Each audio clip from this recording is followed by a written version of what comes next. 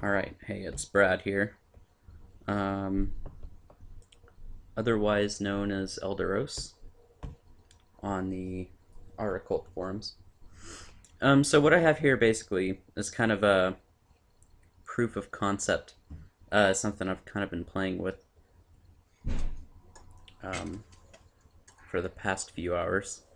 And I'm using a program called synth which is basically a plugin editing program that's designed to use to create plugins that are compatible with programs such as Ableton Live or Pro Tools or Reason, for example. It's basically like a synth. It's like a program where you can drag and drop and use various variables and various inputs and filters and whatnot to create like a synthetic instrument, like a keyboard or something.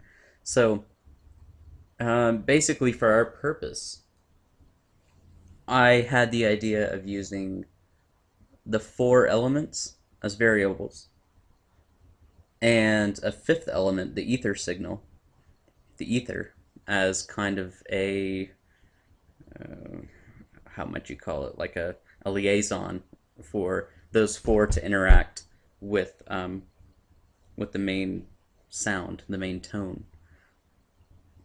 So let me go over what I have here.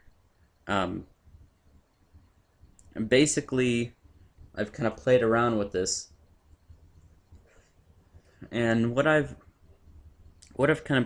kind of come up with is setting up separate sounds, um, four separate sounds in the form of wave or oscillation forms. So, for example, let's play this. Water. The water is going to be very much a sine wave. It's going to sound like that, very clean. The earth is a square wave. So the square wave kind of goes like, it's basically like a square. I'll have to show like illustrations to have it make sense. And then air is a triangle wave. It's basically like a triangle. And the fire sign is going to be a saw wave. And I don't have the ether signal at all set up because I'm not sure how I want or how we would want, because I think that would take further like manipulations in terms of like how it applies to the instrument in terms of occult and that sort of thing. But the idea is that the ether signal would be kind of a liaison um, between all four of the elements and the sound output.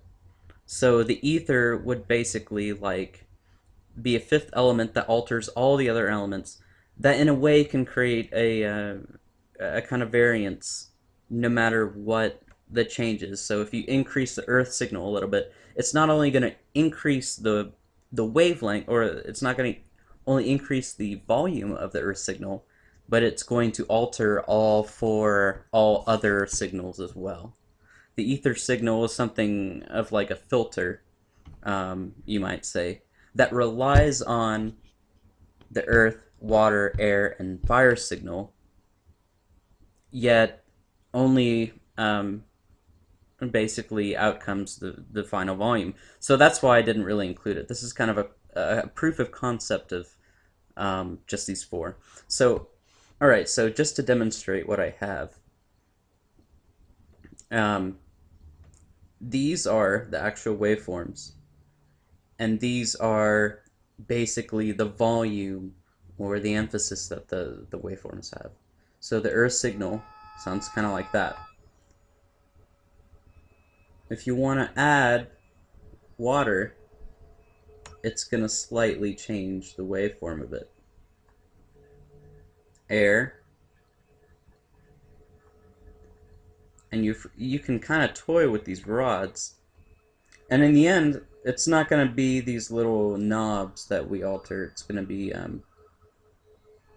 they're going to be actual variables, actual numbers that are derived from gematria, or however you want to do it.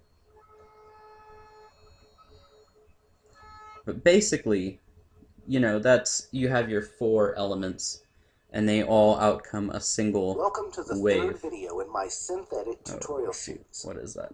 This Anyways, video, we're that's going all to I've keep got. working on the basic synth that I'm we gonna got stop started recording with right in the now. first couple videos. This time we're going to add a filter